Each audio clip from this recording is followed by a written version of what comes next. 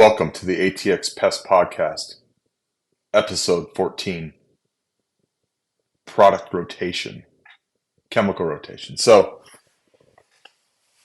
we just had a meeting this morning, as we do every week with our team, early morning, donuts and all that unhealthy crap, coffee, kolaches. And our meeting this morning was about a multitude of different things, but the main theme was performance and metrics and giving technicians and the team ability to make extra money through performance. And which is a exciting thing to implement. Should have done it a while ago. It's not micromanage or anything to that effect. It's just really in their best interest, and it gives us an idea of what we do as a company, what we're doing, and what the results really are, and how we can improve on that. We're an individual that is obviously nobody's perfect. I'm not perfect. We all have our strengths and weaknesses, but it identifies areas that we can improve on. So we implemented that. We're excited about it. They seemed excited about it. Of course, everybody wants to make more money, so that's probably some initial excitement, but it'll create some friendly competition, and therefore our customers should reap the results of it. So one of the big topics that goes with this is a conversation was about reservice, which means retreatments, warranty services, because those are a revenue killer at a business. Anytime you have to go to someone's house for free, okay, is not a good thing. So we have to determine what is a warranty problem and try to educate the customers. One scorpion in the house, especially if you've had a treatment done recently, especially that, or even if you haven't had it done too recently, one bug is one bug. Sometimes they're scarier, scorpion's scarier, more alerting than seeing a beetle or an earwig or a silverfish or something to that effect that people commonly see in your home. So I kind of already know, obviously. I see the phone calls, I see the services, I track everything, but I wanted to get everyone's feedback on what, I don't want to say complaint, but what's the one hot button? What are the pests that you're dealing with the most, or customers are mentioning the most to you? And every single person raised their hand and said spiders and scorpions, which isn't a huge surprise. Number one, they're the hardest thing to control and kill. Okay. They're arachnids. Arachnids are difficult. It takes numerous bullets, so to speak, to accomplish that. Dewebbing, removing cobwebs from the home, the fence. That's really important. That acts as a source of protein for many web-making spiders. That's an issue. So you have to do a good job removing those. Obviously, you have to treat the conducive areas. To educate your customer to keep their lawn manicured properly. There's a lot of things, and then you got to do a good job of limiting the crawling insects, what they're preying on. And that's kind of the approach that we've taken as a company over the years, because we do more of a ant-driven type service, which any good company typically will do, in general, because ants are the number one callback for a pest control company. For people that are not in the industry, you don't know that, most likely. But they are the most common issue that we deal with. So they are labeled as a revenue killer. So naturally, we've built a protocol and use products or chemical rotation to combat ants quite well, which we do. Yeah, customers occasionally have some ants. You're always going to have fire ants pop up. That's an ongoing battle, but it's worked quite well the last few years. We've been using their certain products that we're using and rotating our products. But it's way more alerting to somebody if they saw a scorpion in their house rather than seeing an ant. So what can we do to try to prevent that? Number one, educate the customer, seal your damn house. That's number one. Take care of the yard. You don't clean your yard, how much do you really care? If we keep telling you that you have doorways that have a gap in there and you don't take care of it, how much do you really care? Right? So it takes the customer caring enough to do the things that we brought to their attention. Our job is to bring things like that to their attention and then do a chemical treatment. Okay? And so we've made a decision. I have done a lot of studying on different products that we're utilizing, and what we're doing is we're trying to, with our foam treatment, I believe at my company we have a special foam treatment. I probably mentioned it and definitely mentioned it in prior episodes, but if you're curious about it, you can always contact me at the end of this. I'm not going to go into everything that we do at my company because podcast isn't just about me and my company. This is about trying to help you, the listener, with maybe your pest control company you already have, whatnot. Okay. So anyways, if you're a do-it-yourself, that's okay too. So I've created a service that I believe is going to be a good balance between the two. But it's evident that we need to switch things up a little bit more in the summertime to combat these spiders and scorpion issues a little bit better. Because that's the customer's hot button in a lot of cases. And we're doing a really good job controlling the other pests that they're not complaining about, and that's the only thing they got left to complain about sometimes. So, but an occasional spider, an occasional scorpion, your pest control company can't apologize for that. That's normal occurrence. It's an occasional invader. It's a one-off. It's going to happen. Whether they're infected or not, if you have gaps in your doorways, they can get inside. Are you going to see some spiders outside? Yes, you are. Okay? If you don't want to see any scorpions at all ever, then move to Alaska. You shouldn't be living in Texas because there's no way we can get rid of everything as a pest control company. So, with that said, we're using a special product in our regular rotation now throughout the course of the summer. Really, it's going to start this month, July, and we're going to run it through August, this quarter here, just because it's the hottest time of the year, and we may run it into October if need be, depends on weather. But we have a chemical rotation. The whole point of this is to get you to understand what a quality pest control company should be doing. Or if you are doing it on your own and over time you're seeing it's getting less and less effective, that's a normal thing. It's called chemical resistance. Okay? They will build up an immunity to these active ingredients that we utilize if you're throwing the same thing at them constantly. Okay? Because they'll get little tiny microdoses that may not kill one. They're going to breed, and it's just naturally. It's in their anatomy at that point.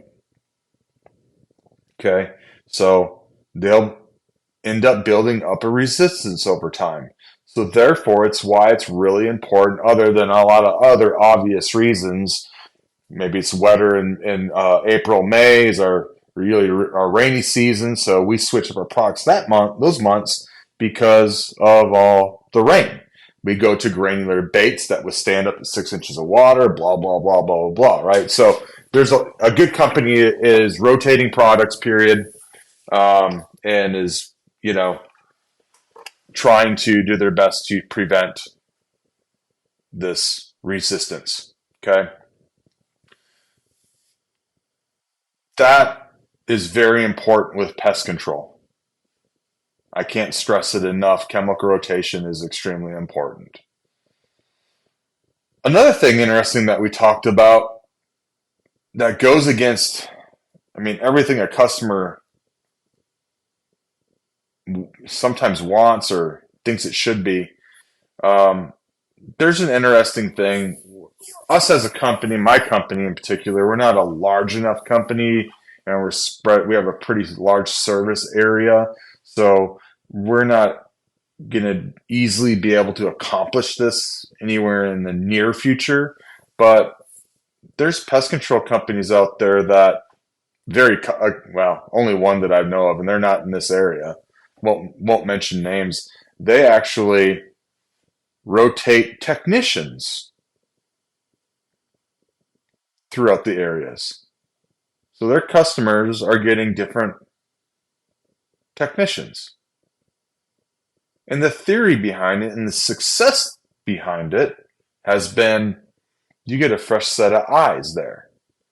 It can be annoying for a customer if you have, you know, if Jim comes to your house every month and then they send Janice over there the following quarter or whatever, bi-monthly, whatever frequency you're on, he may not know to treat, she may not know that Jim's been treating, you know, the casita for you, you know, or not to spray in this area because you're worried about the dog going over in this particular area, and you just, you know, no matter how safe your product is, you know, I just don't want to have anything over here. That's fine.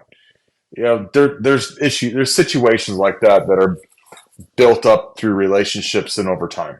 Okay, so if you get that other face there, don't perceive that as a negative thing because the results have shown that it's not a bad idea from a you know, a business standpoint and also a result standpoint. You get a fresh set of eyes. If you have Jim comes to your house for the last few years, it's hey, how you doing? You know, oh look, pool looks great since you put the pool in. You know, how's you know how's the grandkid or whatever. You know, they some people, you know, we know a little bit about their lives. Oh, how's the daughter doing in school? She's off to college now. She's in her freshman year now, or sophomore year now. Oh wow, time flies, right? Junior, actually, she's graduating, right? So this type of stuff happens, and what happens is that's great, and that's everything we would ever want is to build that type of relationship with the customer, of course. But at times, you can get very complacent, and you can actually miss things that someone else that's just there to really focus on the job because they're not going to sit and have a 5 minute conversation before they get started, and when they get done maybe um, they're focused, laser focused on doing the job at hand. So they may see something that's occurred over the last, you know, few months that Jim just didn't notice because holy crap, look what time it is. We've been sitting here talking. I better get to go. I better get to work. I'll let you know when I'm done. Oh, don't worry about it, Jim. Just go ahead, do your thing. And he, you know, hurries up and gets the job done, does a good job, but doesn't take the little extra time. It's not noticing anything new because he's just thinking about the conversation you had. You know, I don't know. Maybe they got a really good looking daughter and he's a single guy and he's hoping she graduates and moves back home. I don't know. Maybe he's, you know, so I have no idea. But at the end of the day, um, Jim might miss something that Janice happens to notice and brings that to that customer's attention. So there's a trade off there with just about anything. However, you know, I guess the moral of that story is don't be so resistant if you have a pest control company as someone new coming there. And if there is anything in particular that Jim's been doing, let Janice know. It's pretty simple. Okay? So, that is my spiel on that. But really, it's about the rotation and quality of service. And I just want to give a brief little explanation on what pest control companies should be doing and maybe better give you an understanding of what your expectations should or should not be. Okay. Um, it's pest control is a difficult business to be in. There's a lot of bugs and a lot. So you probably heard that we got a phone call. When I get a phone call, it pauses my recordings, but I'm not going to edit it out. Who cares? Right? So anyways, as I was saying, I don't really remember everything I was saying, but we're talking about chemical rotation and how this is a tough business to be in. But the moral of this whole story is be aware. I can't preach this enough. Be aware what your pest control company is doing at your home. It's your home. It's your property.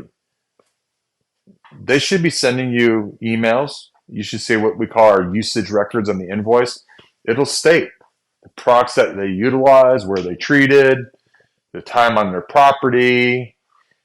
If they weren't able to speak to you in person, they should, maybe put some recommendations of some conducive areas that they found, that maybe should be addressed, things of that nature.